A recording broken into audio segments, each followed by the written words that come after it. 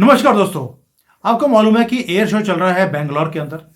वहां पर जितने भी दुनिया की सारी बड़ी कंपनीज हैं वो अपने प्रोडक्ट्स को शोकेस कर रही हैं। अमेरिका ने पहले बोला कि हम नहीं आएंगे क्योंकि छोटे मोटे शो में हम जाते नहीं हैं। लेकिन जब पता लगा कि वहां पर सुकोई 57 आ रहा है, टेक्नोलॉजी ट्रांसफर की बातें चल रही हैं एंड मोदी जी बहुत ज्यादा गहरे उसके ऊपर अध्ययन कर रहे हैं कि किस तरह से इस फाइटर प्लेन को लिया जाए, तो उड़ता उड़ता इनका F-35A भी यहां पर पहुंच गया और वो साइड पे खड़ा होकर धूल मिट्टी खा रहा है क्योंकि वो स्लॉट के अंदर वो आया नहीं था, लेट पहुंचा है। हो सकता है कि कोई दिक्कत आ गई हो उड़ने में, तो यहां पर उसे अब उड़ने की परमिशन नहीं है, सिर्फ एक शो पीस म्यूजियम की तरह उसको रखा हुआ है। इसलिए उसका रीजन ये है कि अब हम भी अमेरिका को बता रहे हैं कि अगर तुमने हमें सीरियसली नहीं लिया तो हम भी आपके प्रोडक्ट्स को इतने सीरियसली नहीं ले सकते। रीजन है क्योंकि 25-30 कंपनियां ऐसी हैं जो हमारे पीछे लगी हैं कि भाई हमारा माल खरीद लो। अब ये सारी चीजों के ऊपर डिटेल में बात करते हैं। उमेश जी, जय सिया राम। जय Siya Ram. Sir, arrow show और इसके अंदर सारी कंपनीज का आना, अपने हथियार बेचना, टेक्नोलॉजी ट्रांसफर की बात कर रही, इवन की इंजन जो है उसको बनाने के लिए भी 25 कंपनियां लाइन में लगी हैं कि सर आपको इंजन चाहिए, हम बना देते हैं। How do you see this success of make in India, आत्मनिर्भर भारत एंड मोदी जी का विजन? देखिए सर, हमने बहुत दिन पहले, महीने भर पहले बोला था, मेक इन इंडिया से ज्यादा collaborate and then make in India, वो सिस्टम लाना जरूरी है। और हमने देखा कि ब्रह्मोस, जो हम भारत और रशिया के बीच में एक जॉइंट डेवलपमेंट है, और जिसके कारण अभी हमने देखा है कि Indonesia is evincing interest in buying BrahMos missile system. Philippine हमसे $375 मिलियन में ऑलरेडी 3 बैटरीज ले चुका है। $1 बिलियन का एडिशनल 10 बैटरीज का ऑर्डर पेंडिंग में है। वियतनाम भी रेडी है। और आप ये देखिए, तीनों जो नेशंस है, फिलीपाइन, इंडोनेशिया, वियतनाम, तीनों साउथ चाइना सी में है, जिनका टेरिटोरियल बॉर्डर डिस्प्यूट है चाइना के साथ। ठीक है। और अभी एक लेटेस्ट डेवलपमेंट आया है जिसके अंदर रशिया ने ऑफर किया है अपना R-37M मिसाइल। ये जो मिसाइल है, अ, इसका जो अर्लियर वेरिएंट था R-77, वो सुखोई में लगता था। ठीक है। जैसे इसमें स्पेसिफिकेशन दिया हुआ है कि 510 किलोग्राम की है, 4 मीटर की लंबाई है, 60 किलोग्राम वॉरहेड है। तो ये सब बात बढ़िया है, बट इसके अंदर स्ट्राइकिंग फीचर क्या है, ये एक हाइपरसोनिक मिसाइल है, beyond visual range air to air missile के अंदर। मतलब ये आप सोचिए कि F-16 की धज्जियां उड़ा देगा। और इससे इवन नेटो भी डरता है। इसने भारत को बोल दिया है, रशिया ने भारत को बोल दिया है, ब्रह्मोस के तर्ज पे आप इसका टेक्नोलॉजिकल ट्रांसफर ले लीजिए, आप इसको लोकलाइज कर दीजिए, प्रोडक्शन करिए। ठीक है। और अपनी आर्मी में, अपनी एयरफोर्स में इंडक्ट करिए। जो सुखोई की मिसाइल्स है उसको रिप्लेस ही कर दीजिए। और आगे जैसे एक और एक न्यूज आया हुआ है जिसमें उन्होंने ये भी बोला है, सुखोई 57 जेट्स का उन्होंने बोल दिया है कि अगर आपको चाहिए तो हम पूरा टेक्नोलॉजिकल ट्रांसफर देने को तैयार हैं। आप लोकलाइज प्रोडक्शन करिए, आपको इमीडिएट चाहिए तो हम आपको, आप एज इन कंडीशन में हमारे पास जेट्स है, हम इनिशियल लॉट वो भेज देंगे। आपको total technological transfer, localise component चाहिए, आप वो भी ले लीजिए। आपको टेक्नोलॉजी दे देंगे, आपको कुछ भी उसके अंदर चेंजेस करना है, रेडार में करना है, एवियोनिक्स में करना है, मिसाइल्स आपको लगानी है, सब कर सकते हैं। तो इट्स अ कंप्लीट पैकेज। और एक सोने पे सुहागा, ये पैसा वो डॉलर में लेने को तैयार नहीं है, वो बोलते हैं आपका रुपया भी चलेगा। ठीक है। तो देखिए ना, और हमने पहले भी, मैंने बहुत पहले भी बोला था कि F-35 और Su-57 में आज की डेट में लेना चाहिए। तो विदाउट टेक्नोलॉजिकल ट्रांसफर तो F-35 is the brilliant option, but with technological transfer मुझे लगता है Sukhoi 57 is the best option. Because Bharat ने सुखोई का जो, अभी सुखोई हमारे पास 30 है, उसको हमने अपग्रेड भी किए कर रहे हैं, हम उसको सुपर सुखोई बना रहे हैं। और उसमें हमने बहुत सारे चेंजेस भी किए, कस्टमाइज किए हमारे रिक्वायरमेंट के हिसाब से, क्योंकि हमारे पास उसकी टेक्नोलॉजी थी। तो सुखोई 57 के अंदर भी अगर हम उसका प्रोडक्शन लाइन बैठाना चाहते हैं, नासिक में ऑलरेडी प्रोडक्शन लाइन सुखोई 30 की रेडी है, उसके अंदर इमीडिएटली चालू हो जाएगा। और रशिया इमीडिएटली देने को भी तैयार है। और आपको मालूम है कि देखिए, अगर देखा जाए तो F-35 और सुखोई 57 के बीच में दोनों जेट बहुत ही अच्छे हैं। बहुत सारे पैरामीटर्स में सुखोई 57 आउटस्मार्ट्स F-35, बट इंजन के अंदर F-35 is much greater, because Russia का इंजन अभी भी कुछ के अंदर बोलते हैं कि स्टेल्थ टेक्नोलॉजी नहीं है, कुछ मिलिट्री विशेषज्ञ बोल सकते हैं, बट इमीडिएटली हमको जरूरत नहीं है, पर साल भर के अंदर वो भी मिस्टेक रेस्टिफाई हो जाएगी, क्योंकि जैसे ही ऑर्डर मिलता है other thing the company will start working, और जो टेक्नोलॉजिकल गैप है उसको भी हम भर देंगे। और एक और एक चीज देखा जाए तो सुकोई 57 आपको पड़ेगा कुछ 500 करोड़ रुपए में, 500-600 करोड़ रुपए में पड़ेगा, जबकि सेम F-35 आपको 1200-1300 करोड़ में पड़ेगा विथ रेस्ट्रिक्शन। अमेरिका के बहुत सारे रेस्ट्रिक्शन रहेंगे, आप न्यूक्लियर पेलोड नहीं डाल सकते, आपके पास ऑपरेशनल सॉवरेनिटी नहीं रहेगी। अमेरिकन आके आपके बेसिस पे आएंगे, इंस्पेक्ट करेंगे और पूरा टेक्नोलॉजिकल ट्रांसफर नहीं करेंगे, जिसके कारण क्या होगा, F-35 will not be able to communicate with the navigation systems, other system के साथ कम्युनिकेट नहीं करेगा, क्योंकि F-35 और S-400 के बीच में ऑलरेडी प्रॉब्लम चल रहा है, जो मिसाइल डिफेंस के अंदर आपने देखा भी है। तो एक तरह से अमेरिका ट्राई कर रहा है, पिच कर रहा है, बट मेरे हिसाब से जो बजट कंस्ट्रेंट्स है, जो आपने देखा है, उसके हिसाब से आई थिंक तो भारतीय सरकार शायद सुकोई 57 लेगी। सुकोई 57 चाइना के J-20 और J-35 से तो बेहतर है, ठीक है। और उसमें सबसे बड़ा प्रॉब्लम एक ही चीज है, there are concerns about it is having Chinese equipment। तो इसके लिए जो कंसर्न है उसको दूर करने के लिए रशिया ने बोल दिया आप लोकलाइज प्रोडक्शन कर ली, ठीक है। अगर आपको लग रहा है कि ये चाइनीज कॉम्पोनेंट है, इसका रिप्लेसमेंट ढूंढ लीजिए, तो मेरे ख्याल से कुछ ना कुछ बात हो जाएगी। और ओवरऑल सिनेरियो में with in the budget constraint, with in the timeline, जिस हिसाब से पाकिस्तान के पास 2 साल में 40 J-35 जेट्स आ जाएंगे।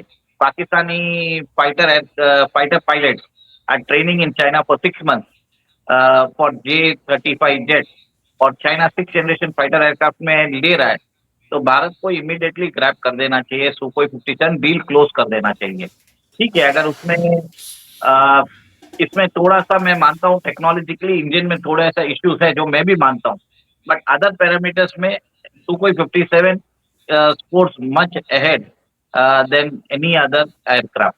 और सर एक जो लोग हमारे सुनते हैं प्रोग्राम, वो हमेशा बोलते हैं कि यार आप लोग बाहर से खरीदने की बात करते हो, अपना जो इंजन है उसको हम डेवलप कर कर हम अपने तेजस को हम क्यों नहीं इसको और प्रमोट करते। तो उनके लिए भी खबर है कि भाई हमारे यहाँ पर जो अब बार बार आप बोलते थे,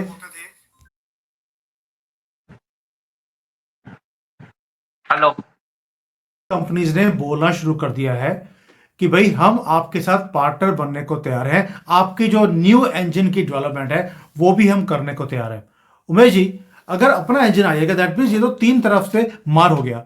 हमने बोल दिया F-35 भी हो सकता है हम ले लें, टेक्नोलॉजी ट्रांसफर करके हम लोग इमीडिएटली रशिया से हम प्लेन्स ले सकते हैं, यहाँ पे बना भी सकते हैं, प्लस अपना इंजन भी तैयार कर सकते हैं। यानी कि जो हम सोच रहे थे कि 10 साल लगेंगे, ये तो 1-2 साल 3 सालों में काम चालू हो जाएगा यहाँ पर।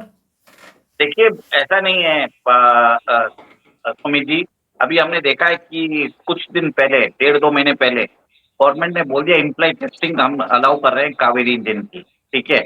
और हमने भी बोला था कि ये इंजन टेस्टिंग के लिए 130 KN का ट्विन इंजन टेस्टिंग का हमने बेंगलोर में नया सेंटर भी ओपन कर दिया। तो यहाँ पे अब लोगों को लग रहा है जितनी भी ये जो बड़ी कंपनीज है जो इनकी इंजन के पार्ट्स बनाते हैं, उनके पास ऑप्शंस बहुत लिमिटेड थे। पहले उनको either they had to go to Safran, GE या रोल्स रॉयस।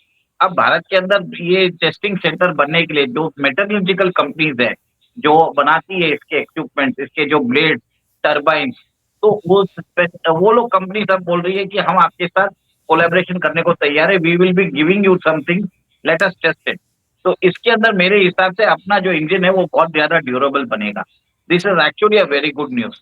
और मेरे हिसाब से अभी मेरा ये मानना है कि ठीक है लोग आ रहे हैं हमारे साथ कोलैबोरेशन करने में, बट अभी भी मैं थोड़ा सा गार्डेड रहूंगा, मैं ज्यादा ऑप्टिमिस्ट नहीं हूँ। बट यस, इस जो खबरें आ रही है इट इज वेरी ऑप्टिमिस्टिक। और बजट में भी हमने देखा है गवर्नमेंट ने 48,000 करोड़ अलोकेट किया है फॉर एरो इंजन, और बहुत ज्यादा एयरक्राफ्ट के मेंटेनेंस को अपग्रेडेशन पे ध्यान देने के लिए बोला है। सो इट्स लुक प्रॉमिसिंग, लगता है इसका सरकार हरकत में है। बट लेट अस, जब जैसे जैसे रिजल्ट्स आते रहेंगे, let us share it as and when we accomplish it, rather than कि ठीक है प्रोजेक्शंस पे नहीं जाते हैं, बातें बहुत हो गई है, लेट अस वर्क एक्चुअल्स पे देखते हैं, मेरा ये मानना है। उमेश जी, हमने 3 बातें बोली थी पुराने वीडियोस को मैं रिमाइंड करवाता हूँ कि हमें F-35 मिलता है, ले लीजिए, सुखोई 57 मिलता है, ले लीजिए, और अपना भी साइमल्टेनियसली हम अपना चीज़ों को डेवलप करते रहे। अब आप तीनों चीज़ें हो रही हैं, F-35 भी लेने की बातें हो रही हैं, सुखोई 57 भी, और हमारा कावेरी इंजन लेकर हमारा तेजस भी, जो 5th जनरेशन 5.5 जनरेशन हम बनाने की कोशिश कर रहे हैं, उसके ऊपर काम चल रहा है। यानी कि पैरेलल जब चीज़ें चलती हैं तो इसको स्ट्रीमलाइन करके इसको आगे लेके जाने का काम मोदी जी ने ऑलरेडी करना शुरू कर दिया। दैट मीन्स कि जो हमारी विजन है लॉन्ग टर्म के लिए बड़ा क्लियर है कि हमें क्या करना है शॉर्ट टर्म के लिए, मीडियम टर्म के लिए और लॉन्ग टर्म के लिए। This is a welcoming news. ऊपर से एरो शो हो रहा है जहां पर दुनिया की सारी कंपनियां आई हुई हैं, एवरीबडी इज इन लाइन। और मुझे सबसे बड़ी खुशी हुई एरो शो को देखकर कि हमारे COS और हमारे आर्मी चीफ दोनों बैठकर अब हमारा जो तेजस है उसे उड़ा भी रहे थे। देखिए सर, आपको मैं बता रहा हूँ, ऑप्टिक्स के लिए सब बढ़िया है, बट लास्ट ईयर भी देखा जाए तो 12,000 करोड़ जो एक्विजिशन के थे वो एक्वायर नहीं हुए थे, क्योंकि हमारा जो डिफेंस एक्विजिशन जो काउंसिल है वो बहुत ही स्लो है। कोई भी वहां पे जो अधिकारी है, जो जिनको जिम्मेदारी है कि वो इस प्रोसेस को जल्दी कंप्लीट करें, वो कर नहीं रहे। प्रॉब्लम वहां पे आ रही है। So let us identify those people who are not doing the work, और इस प्रोसीजर को स्ट्रीमलाइन और फास्ट ट्रैक करने की जरूरत है। और अभी भी देखिए गवर्नमेंट ने पैसा अलोकेट किया है और वो बोल रहे हैं कि हम और पैसा अलोकेट कर देंगे, पर ये जो अधिकारी है जो मिलिट्री के अंदर जो डिफेंस एक्विजिशन में बैठे हुए हैं, जो सिर्फ यूनिफॉर्म पहन के बैठे हैं, एक्चुअल बैटलफील्ड में नहीं जाते हैं, ये लोग सबसे ज्यादा प्रॉब्लम क्रिएट कर रहे हैं। They are not ready to sign the नहीं उमेश जी, सब उमेश एक जी, सेकंड। मैंने ऑलरेडी मैंने गवर्नमेंट के साथ बहुत ज़्यादा हमने फॉरेन की कंपनीज के साथ काम किया है। मैं आपको एक चीज़ बता दूं, पुराने टाइम पर पैसा नहीं होता था, ये एक्वायर करना चाहते थे। अभी पैसा है, लेकिन मोदी जी ने ये भी बोला है ना खाऊंगा ना खाने दूंगा। इनको भी डर होता है कि कहीं हम गलत डील ना कर दें, ओवर प्राइस कोई आइटम ना ले लें तो हमारे ऊपर एलिगेशन आएगा उस चक्कर में। और सेकेंडली मोदी ने ये भी बोला है कि हमने वही टेक्नोलॉजीज लेनी है जो हम कल को भारत में भी डेवलप कर सकते हैं। तो देर आर मल्टीपल इश्यूज। ऐसा नहीं है कि हमारे आर्मी के लोग जो वहां बैठे हैं एक्विजिशन के लिए वो निकम्मे हैं, यूनिफॉर्म डाली है, देश के लिए मरने के लिए तैयार हैं, बट ये इशू भी है एक। सर, मैंने डिफेंस एक्विजिशन के जो अधिकारी है, मैं उनके ऊपर ही कॉम्पिटेंस पे ही सवाल उठा रहा हूँ, नॉट द एंटायर आर्मी। ठीक है, और मेरा यह मानना है कि जिस हिसाब से तेजस का जो डील्स कर रहे हैं, उनको पहले से एंटीसिपेट कर लेना चाहिए था। और सेकेंड, आप ये भी सोचिए ना कि भारत के अंदर अब रशिया भारत के अंदर बहुत इन्वेस्टमेंट करने को भी तैयार है, हमको सुकोई 57 बेचने को भी तैयार है, रुपीज में पेमेंट लेने को तैयार है। ये सब रिपोर्ट्स हमको बाहर से मिल रही है, ये यूरेशियन टाइम्स में ऐसे वहां पे अखबारों में छप रहा है। अब मतलब कहीं ना कहीं ये प्रपोजल हमारे डिफेंस एक्विजिशन को पहले आ चुके होंगे। और आपको मालूम है कि 2-4 दिन पहले जैगुआर जो जेट था वो क्रैश हो गया था। हमारी जो क्षमता है धीरे धीरे कम होती जा रही है। आज 30 स्क्वाड्रन है सर हमारे पास, 42 स्क्वाड्रन हमको 2 फ्रंट वॉर में चाहिए थे। अभी तो बांग्लादेश भी रेडी हो गया, तो कम से कम 50 स्क्वाड्रन चाहिए। तो आज 30 स्क्वाड्रन के साथ one of the lowest military strength है हमारे पास फाइटर एयरक्राफ्ट की। 1971 में हमारे पास 45 स्क्वाड्रन थे sir. We had the air superiority, that's why we could defeat Pakistan. और आज हमारे पास 30 स्क्वाड्रन है। पाकिस्तान ले रहा है, चाइना से जेट ले रहा है, China 6th generation fighter aircraft ले रहा है, और हमारे जो एक्विजिशन काउंसिल के लोग हैं, जो अधिकारी है, वो चुपचाप बैठे हुए हैं। बस इतना ही बोलूंगा, आपको समझाना की बात है, अर्जेंसी जरूरी है इसमें।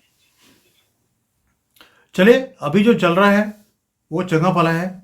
जो हम अपना एक्विजिशंस करने की बात करते हैं और जो एयरप्लेन्स हैं उसके ऊपर मोदी जी खुद एंटर करते हैं, डिफेंस मिनिस्टर बैठते हैं, हमारे जो आर्मी के चीफ्स हैं वो सारे बैठते हैं या एयरफोर्स वाले बैठते हैं। और हमने पहले भी जब राफेल लिए तब भी ये सभी की मिली जुले जो इन्होंने डिसीजन लिया, तभी हम राफेल ले भी सके। और फाइनेंस मिनिस्ट्री ने भी दिल खोलकर हमें पैसे भी अरेंज किए। जबकि कांग्रेस के टाइम पे हमें ये बोला जाता था कि हमारे पास वो पैसे नहीं है, पैसे कौन से पेड़ पर रखते हैं, क्योंकि जड़ों में खुद बैठे थे तो पेड़ फल और पत्ते तो आ नहीं सकते थे, क्योंकि जड़ें ही खाली कर दी थी कांग्रेस ने। तो अब ये जो सारी चीजें देखते हैं, Umesh ji, yes you wanted to say something. Sir एक और एक चीज आपको समझना पड़ेगा कि जो भारत की सैन्य शक्ति है, जो फाइटर एयरक्राफ्ट है, वो धीरे धीरे कम होती जा रही है। और मैंने जैसे आपको बोला है कि 50 स्क्वाड्रन हमको फाइटर जेट जरूरी है। आप ये भी देखिए कि डिफेंस एक्विजिशन काउंसिल जो इस मामलों में निर्णय लेती है, बहुत लेट कर रही है। हम क्रायोजेनिक इंजन बना सकते हैं जो स्पेस में हमारा एट जो स्पेस मिशन है वो सक्सेसफुल हो चुका। जब स्पेस के लिए हम क्रायोजेनिक इंजन बना सकते हैं तो मिलिट्री फाइटर एयरक्राफ्ट के लिए हम इंजन क्यों नहीं बना रहे? इसका एक ही रीजन है कि जो स्पेस के अंदर जो काम होता है ना, वो डायरेक्ट रिपोर्टिंग करता है पीएमओ को, और जो यहाँ पे जो काम हो रहा है it is being reported to the defence minister, फिर पीएमओ में जा रहा है। There is a layer. तो मेरा मानना यह है कि जो एमका प्रोग्राम है, कावेरी इंजन का प्रोग्राम है, तेजस का प्रोग्राम है, it should be directly shifted under the supervisory of the PMO. जब भी काम होगा इनको टाइम बाउंड देना पड़ेगा, नहीं तो ये सिर्फ ऐसे ही करते रहेंगे। You have to beg borrow steal, कुछ भी करो आप लेके आओ, जैसे चाइना करता है। आज ऐसे थोड़ी बनाया J-35। और आपको ये भी बता देता हूँ कि चाइना ने अभी एयर टू एयर मिसाइल बनाना, हाइपरसोनिक मिसाइल भी बनाना चालू कर दिया है, जिसकी रेंज है 1000 किलोमीटर। ठीक है। जो R-37M मिसाइल की बात की थी, उसकी रेंज है अराउंड 400 to 500 किलोमीटर। तो आप सोचिए ये मिसाइल जो है चाइना जो बना रहा है, सबमरीन से छोड़ी जा सकती है, स्पेस में जा सकती है, स्पेस से वापस अर्थ में आके इसको मैन्यूवर भी कर सकते हैं, मिड फ्लाइट मैन्यूवरिंग और ट्रेजेक्टरी भी चेंज कर सकते हैं। ये आपके सारे डिफेंस सिस्टम्स को फेल कर सकती है। तो आप सोचिए वो लोग तो काम कर रहे हैं और हम सिर्फ यहाँ पे बातें कर रहे हैं। हम सिर्फ बात नहीं है, मैं यही बोल रहा हूँ, let us go with not let us go with actual चीजें जो अचीव की है। प्रोजेक्शन बहुत हो गया sir, let us not go with projection. काम क्या हुआ है, कितना बाकी है, कहाँ पे अटक रहे हैं और क्यों अटक रहे हैं, वहां पे हमें बात करनी जरूरी है। मैं क्रिटिसाइज नहीं कर रहा हूँ, चलिए, बट लोगों को समझा रहा हूँ कि क्यों अटक रहे हैं हम। देखिए इसमें कहीं ना कहीं गवर्नमेंट का भी कसूर नहीं है। हमने अमेरिका के साथ रिलेशंस बनाए, बाइडन पप्पू के साथ। उन्होंने बोला कि हम आपको इंजन दे देंगे, लेकिन नहीं दिए। उन्होंने अगर अपना एग्रीमेंट तोड़ा है तो हम इसका जिम्मेवार गवर्नमेंट को नहीं बना सकते। इन्होंने विद गुड इंटेंशंस पैसे देकर हमने माल लेना था, लेकिन उन्होंने चीज़ों को ट्रांसफर नहीं किया। They have broken their promise, जिसके कारण हमारा जो प्रोग्राम है वो भी डिले हो गया। बट एनीवेज, अभी ऑप्शंस, इसलिए गवर्नमेंट ने भी एक ही जगह पर फोकस रखने की बजाय मल्टीपल लेवल्स के ऊपर अपने फोकस को डाइवर्ट किया है। अपना इंजन खुद बना रहे हैं, सुकोई की बात चल रही है, राफेल के साथ यहाँ पे बनाने की बातें हैं। So there are multiple levels at which things are happening. ऐसा नहीं है कि गवर्नमेंट काम नहीं कर रही, और जितनी एलोकेशन अभी आर्मी को, हमारी आर्म्ड फोर्सेस को जो मिल रही है, वो इतनी एलोकेशन कभी भी हमने नहीं देखी है। So work is happening. मैं अभी भी अपनी आर्म्ड फोर्सेस के साथ खड़ा हूं, because already we are the fourth most lethal armed forces in the whole world. ये रेटिंग हमारी नहीं है, अमेरिका से आई है। तो इसलिए मैं ये नहीं कह सकता कि हमारी डिप्लीटेड है। It is high and it is going to be higher only. अभी साल 2 साल वेट कीजिए, you will see a change, क्योंकि अमेरिका ने ऑलरेडी बोल दिया कि हमारे पास 50-60 एक्स्ट्रा F-35s हैं। अगर आप लेना चाहें तो आप ले सकते हैं। अब देखिए मोदी जी जा रहे हैं वहाँ पर, वहाँ जाकर क्या काम करते हैं। मैक्रोन के साथ ऑलरेडी हमने डील्स करनी शुरू कर दी हैं। So there is something huge which is going to happen the next 2-3 years. उससे पहले तो हमें जरूरत भी पड़ेगी नहीं इन सारी चीज़ों की। Umesh ji, thank you so much. अभी टाइम कंस्ट्रेंट है, वी विल कवर दिस। एक और एक चीज है, डीआरडीओ को ऑप्शन भी मिला है। उनको जर्मनी ने और यूके ने दोनों अब 6th generation fighter aircraft development programme बना रहे हैं खुद का, दोनों अलग अलग बना रहे हैं। दोनों ने डीआरडीओ को इनवाइट किया है कि आपका जो एमका प्रोग्राम है आप इसके साथ जोड़ दीजिए। DRDO is considering option to collaborate now. वो चाहते हैं, मैंने हमेशा यही बोला है, collaborate and then make in India. जो ब्रह्मोस मॉडल जो हमने रशिया के साथ लिया है, we have to work on that. हम कोई भी चीज अगर स्क्रैच से बनाने जाएंगे टाइम जाएगा, इससे अच्छा बनी बनाई टेक्नोलॉजी लेके आओ, उसको लोकलाइज करो, फिर बाद में इम्प्रोवाइज करो। बस इतना ही बोलूंगा। बिल्कुल, जय सिया राम। काम चल रहा है सर, यही तो बोल रहा हूँ, काम चल रहा है and you will see something coming up in the next few years only. अब वो बातें करने वाला हम देख रहे थे, हम देख रहे हैं और हम देखते ही रहेंगे। वो टाइम चला गया सर, उनको तो उठाकर हमने कब से ऊपर भेज दिया है श्री परम बुद्धुर में। थैंक यू, जय हिंद।